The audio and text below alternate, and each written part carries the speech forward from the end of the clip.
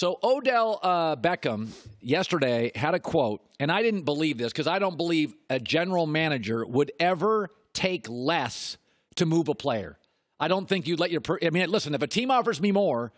So Odell Beckham said the Giants sent him to Cleveland to die, and there were better offers. What did you make of that? I'll tell you something.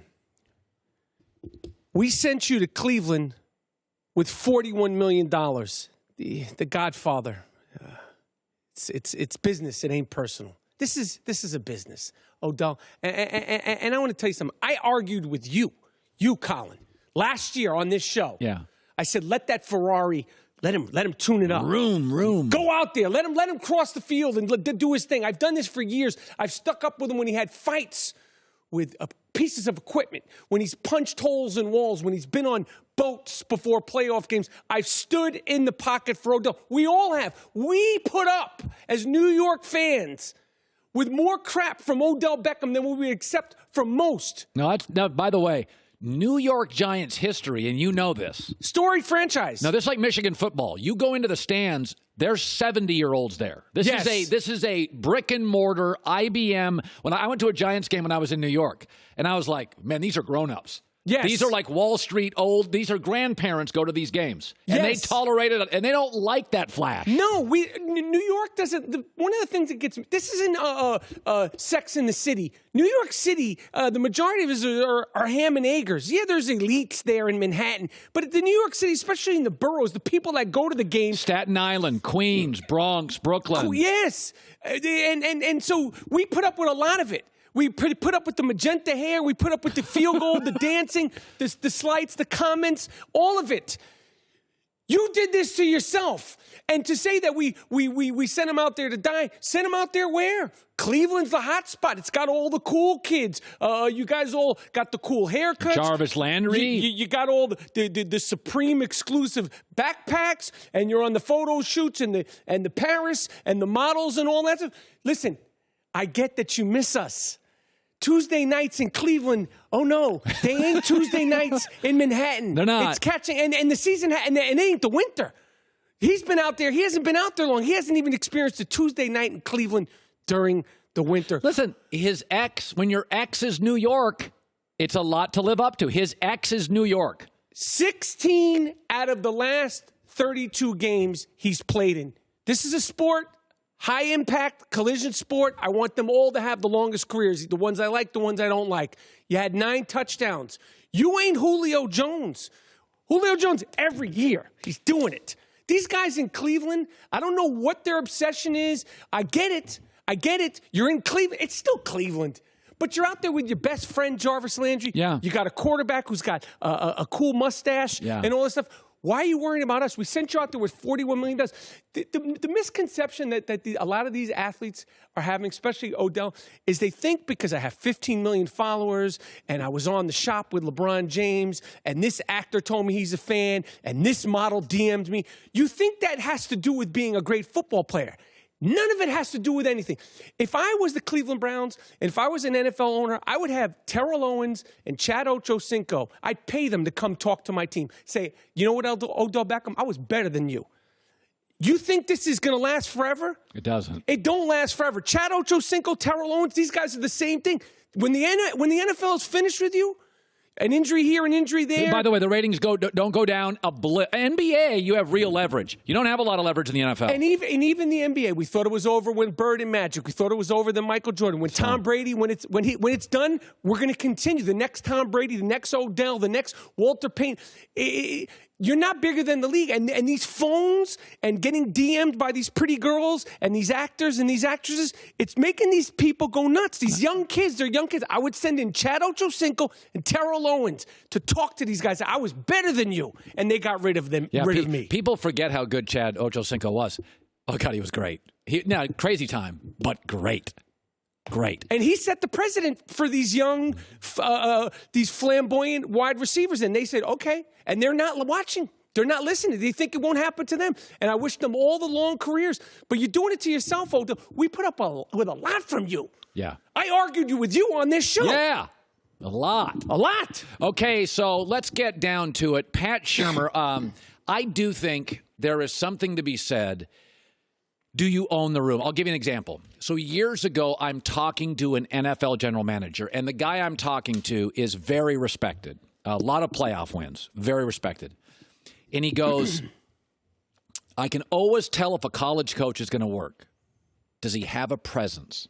So when I, as a GM, go into Clemson or Alabama or Michigan State or a college, if the coach doesn't have a presence about him, like if the coach walks by and I'm like, who's that? And you say, oh, it's the head coach. Mm-hmm. It never works. Mm-hmm. You have to have a presence. Mm-hmm. Pat Shurmur is so wishy-washy on this Daniel Jones-Eli stuff. I mean, I'm sorry, but Mike Tomlin, who I've been critical of, steps to a microphone, and you're like, I'm messing with, I don't want anything to do with Mike Tomlin. Pat Shurmur feels like he's in trouble here. Like he wants to play Daniel. He's not being allowed to play Daniel. Man, you know, I'm not gonna lie to you, Colin. I on the show here, I came on the show, iconic performance, iconic appearance. Yeah. And just like all the other New Yorkers, okay, we wanted the guy from Duke who has the name that starts with a Z. Zion. Okay? We weren't thinking about Daniel Jones. So I'm not going to sit here. I can't make an educated opinion on Daniel Jones starting the season. I know one thing. Patrick Mahomes sat out an entire rookie season. He did. Eli Manning is starting the year. Eli Manning was not that bad last year, okay? Daniel Jones cannot start the season, okay? We also can't have Saquon Barkley get hurt. But I can't sit here and say, oh, yeah, this is crazy, Pat. We need more time. I don't have a problem with Eli starting the season. I think that's the most prudent thing to do. I don't think it's that hard to go to a microphone and say, listen, I'm going to go with playing against the ACC and playing against the Eagles for 10 years. Eli is more capable this morning to lead us in September. I agree. And I think you just stop talking. Just say, we're going to start the season with Eli. Why? What did he say that got you nervous? Last week he goes, well, the owner owns the team. Nope. And it's like, I don't want to hear about the owner. Just say, Eli's starting the season. Come back in week 7. Period. Then just stop talking. Yeah, don't start owner, this, that. You're the coach. By the way. You the coach? Even if the owner's in your ear, don't tell me that. No. Jason Garrett never says, well, Jerry, just... Hey, by the way, the Rooneys and Kevin Colbert are in Mike Tomlin's ear all the time. Mike Tomlin walks up to that microphone, this is my team. Andy Reid walks to the microphone, this is my team. I agree. Right. I agree. I'm not going to sit here and start Daniel Jones. I'm going to defend him, though. He's looked better than I thought. When some big mouth who's won nothing in Cleveland. Oh, Baker. Backpedaling Baker. Some big mouth in Cleveland who's done nothing significant as an NFL quarterback. Is talking about my backup quarterback or my third-string quarterback. We don't need your opinion. Also, your opinion means nothing because you've done nothing in the NFL. And Colin, I don't like to agree with you. When I come on this show, I want to attack you. Yeah. I want to disagree with you. But I must say, the way you decimated and brought reality and light to Baker Mayfield's first year. One win out of the state of Ohio. One win.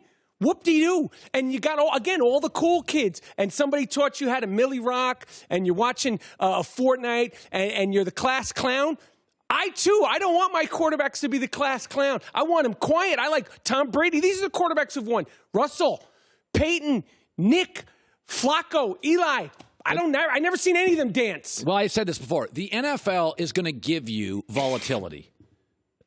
So what I want as a quarterback is a fireman who's going to put out fires. Right. Look, you look at last year. I don't want him starting them. I don't want a gas can. So think about Jared Goff last year. We think, Rams got to the Super Bowl.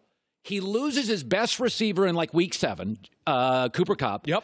Then Todd Gurley can't play very much in week 10. And that season was considered, Sean McVay got to a Super Bowl. The sport. Okay, look at Patrick Mahomes. Kareem Hunt. Oh, brother. Tyreek Hill gets in trouble. Oh, brother. Injuries to the O-line. Oh, brother. The NFL's for the good teams that won 11 games. Right.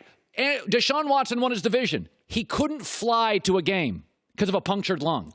So I want a fireman at quarterback, putting out fires. I don't want a gas can. Baker can be a gas can. I totally agree. And I just don't, and then he's backpedaling. I didn't say this. You did say it, just like you said the thing about Hugh Jackson, just like you said the thing about Duke Johnson. You said it. You say things. And you're not a victim. This is another guy like, oh, the victim, they're coming after me. Then shut your mouth and be a quarterback. And don't you have any bro code? Don't you have any QB code? Like, you're talking about another quarterback who's never taken any snaps that you probably know from one of these quarterback camps when you guys were in high school. Probably, yeah. So and don't backpedal. You like to talk trash. They call me the MVP of talking trash. I don't backpedal. You don't? Okay? No. I mean, if I say something stupid, I will, but it's a different sort of thing. You're a quarterback. Keep your mouth shut. Like, people think, and I hear this all the time, there's a lot of different ways to win. I'm not saying that you have to be Jared Goff, who is virtually the Loch Ness Monster in Los Angeles. You get a sighting once a year. Right. Like, you don't have to be that quiet. But we do have a history in the NFL where most of the great quarterbacks really were almost parental. They were almost maternal and parental. Like, they're the coach on the field. Michael Vick always tells a great story. He goes, they came into this league second year, and the players before the game are jumping, and he goes, I jump in and I'm jumping, and Dan Reeves goes, you're the quarterback. You're not a running back. I don't want you leading us out of the field. I need you to step back and run the organization. And Mike's like, oh. That's a great point. Yeah, no, I mean, it's not me being critical of Baker. This position is different. You can be critical of him. Why can't we be critical of him? He puts himself out there. Okay, by the way, so you've been on movie sets. Yes. Okay, so I have not. I would guess that the tone of the movie set is created by the director. And the star. The star and the director. So there is a different responsibility. If Spielberg, who works with Tom Hanks, they create the vibe, yes, the temperament, the pace, the reading of the movie. Well, that's what a quarterback does with your team. They create the vibe in the locker room. And if you're on the set with Spielberg and Leonardo's going, man, this guy's, he's lost it.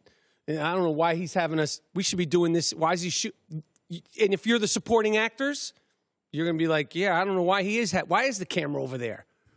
Not that Leonardo does that. I'm just saying. So the director and the star create the vibe. 100%. 100%. So Leonardo and Scorsese. Yeah, and if Leonardo starts going, Marty's gone nuts. Then you got a problem. You have a problem. All right. Because everyone else is going to follow behind them. And then it'll be like, oh, maybe Marty has gone nuts. Hi, everybody. Thanks for watching. Subscribe here to get the latest from the show.